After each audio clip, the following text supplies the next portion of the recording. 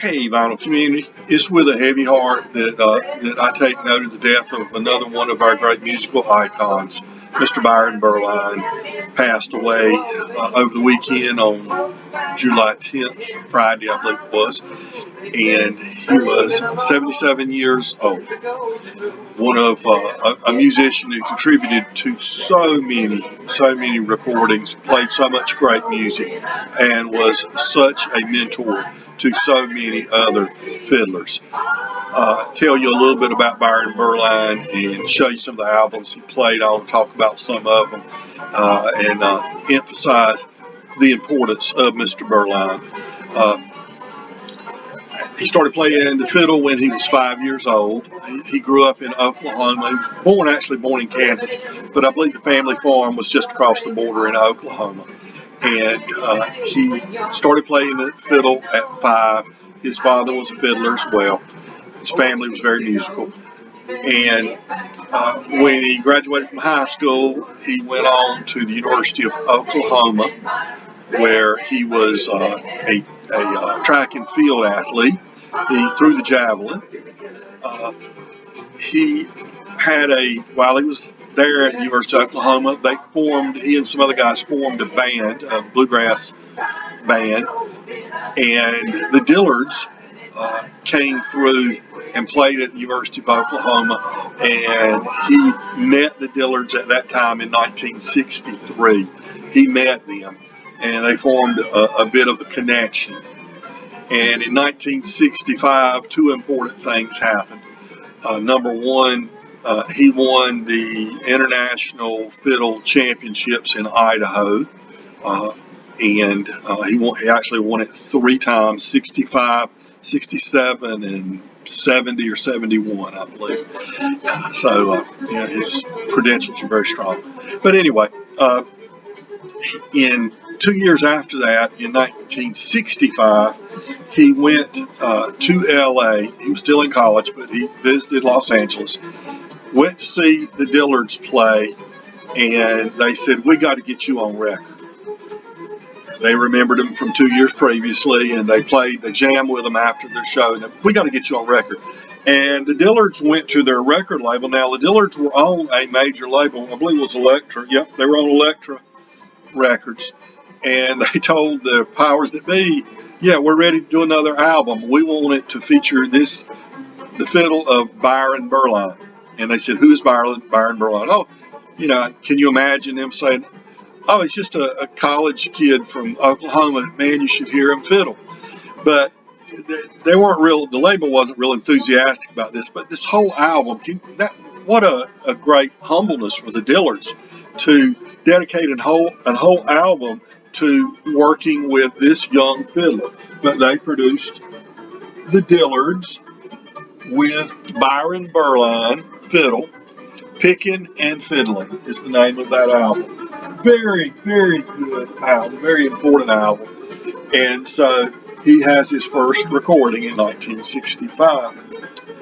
And he goes back to college, and in so I guess there's 3 very important events that year.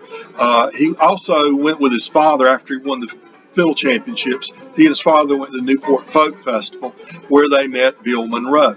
And Bill Monroe offered him a position in the Bluegrass Boys as his fiddler. But he said, "No, I've got to finish college. I got 2 more years left, and I want to finish college." So he turned him down. So in 2 years later, he graduates from the University of Oklahoma with a phys ed degree, and he goes back, and Bill Monroe hires him to play in the Bluegrass Boys, and show you the strong lineage of music in the Bluegrass Boys. He replaced Richard Green, on fiddle, and he played with Bill Monroe and the Bluegrass Boys for several months. He and Bill worked up a song, Gold Rush, which has become a standard instrumental. And supposedly he and Bill wrote that song. But Bill had this tendency to take full credit for anything the band created while they were working under him. Uh, and I've looked on 2 or 3 places, and everywhere I've looked, the songwriting credit goes exclusively to Bill Monroe. I don't know if Byron Berline ever got any royalty credit for that. He may have, but at least in the instances I've looked it up, he doesn't get any of the credit. But when you hear Gold Rush, that's a composition by those two. They only recorded a few tracks while he was with them because he got drafted. So he's out of college. He's playing with Bill Monroe and the Bluegrass Boys. He gets drafted. He goes into the Army. He spent his career, and this was really good because, of course, in 1967, 68, 69 was the height of the war in Vietnam. But he spent his time throwing the javelin for the Army. That's good. And playing the fiddle for the Army. So, it's good if you go into the service, it is good to have skills. And he had them. So he did his duty, served his 2-year stint in the U.S. Army and was back. And in 69, he moves to California, beginning to get work in studio.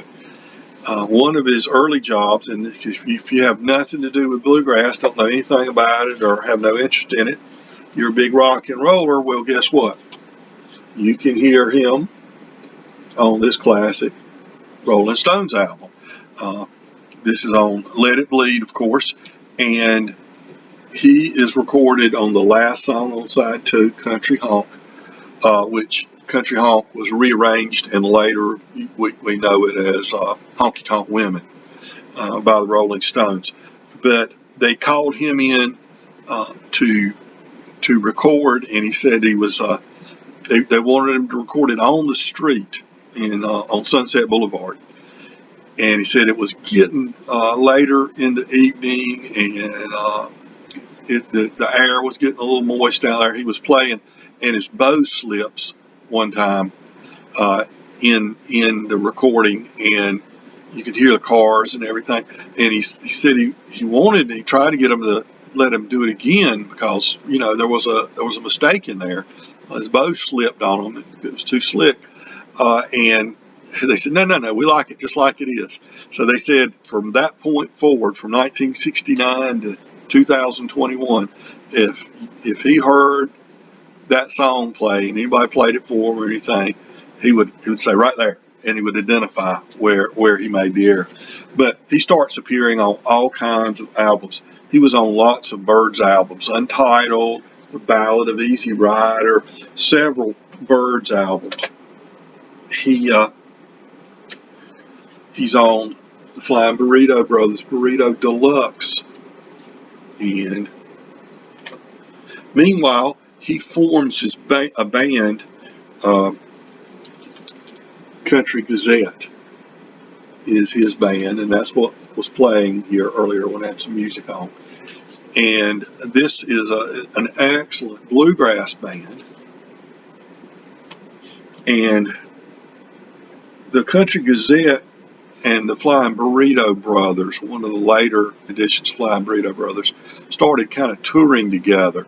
They would have a bluegrass segment in their show, and they were Country Gazette was kind of part of the Flying Burrito Brothers and kind of a separate entity at the same time. They toured like that. Last of the Red Hot Burritos, Byron Berline's all on that sort of thing. And get into the 70s. He's on Pat Garrett and Billy the Kid from Bob Dylan, the soundtrack. What was it, 72 or 3? Northern Lights, Southern Cross, the band. He's with the band. Just the Nitty Gritty Dirt Band, Uncle Charlie album. He's on that. Rod Stewart albums. He's on some of the Rod Stewart albums playing fiddle. Let's see. Ian Matthews from Fairport Convention, right? Am I correct? He's on there. Graham Parsons. He's on both Grievous Angel and GP. Graham Parsons. Rodney Crowell. This is a great Rodney Crowell album. Let's see. He was on Anne Murray album. He was on a John Denver album. Anytime anybody in the studio needed to get a track with fiddle, more often than not, they called Byron Berline. That's like hundreds of sessions that he did. He also formed his own band called Sundance. He had the Country Gazette, then he formed Byron Berline and Sundance, and then he had, sometimes it was called the Byron Berline Band. They were all variations of his bands, basically. He's on Arlo Guthrie albums, a couple of those. I got a list here I'm looking at to see any of them. Hoyt Axton, the Doobie Brothers. He's on at least 2 different Doobie Brother albums. Janice Ian, the singer-songwriter. Olivia Newton-John. He's on Olivia Newton-John album. He's on this album by Dan Crary. Great acoustic guitarist. This is Sweet Southern Girl on Sugar Hill. Then they would go on, Berline and Crary, along with John Hickman, and they form a longtime band in the 80s called the real original here, Berline, Crary, and Hickman. They were more into the CD. I don't have any albums by them. They were in the CDs, but they were really good band that played together for years and years and years. And let's see, how about this iconic album from Emmylou Harris? He's on several Emmylou Harris albums. This is Elite Hotel, and he's on Jambalaya on that one. You get on into the 80s, and he's on Steve Goodman albums. He's on T-Bone Burnett albums. I'm just thinking of some of them that I noted that maybe I haven't mentioned. But I mentioned a bunch of them. But you can see he had and he was always playing bluegrass plus all this other stuff. And he was in TV shows. He was on the first season of Star Trek Next Generation. He was on one episode of it. He was in the movie The Rose, and just a wide variety of things. He was in Southern California, so not only television and movie gigs would come along randomly, but also, as we know, plenty of session work. But by the 1990s, by 95, he and his wife moved out of California, moved back to Oklahoma, moved to Guthrie, Oklahoma, and he opened a fiddle shop, a music store and fiddle shop called the Double Stop Fiddle Shop in 1995. And John Hickman, who played with him in the band, in several bands, but Berline, Crary, and Hickman especially, he went to work for him as his lutherer, building musical instruments there. Had a huge collection of 17th, 18th century violins. He just amazing. But unfortunately, 2 or so years ago, the building burned down and they lost almost everything in that fire. But they did rebuild, and other people brought him and sold him and some donated fiddle collections, violin collections that they had, and they rebuilt and on a smaller scale back where they were, and of course now he's just passed away. He also founded the Oklahoma, or helped found the Oklahoma International Bluegrass Festival, and played there in Guthrie a lot. He continued to tour and play, sporadically over the years, but he was an active member of the music community in his entire life.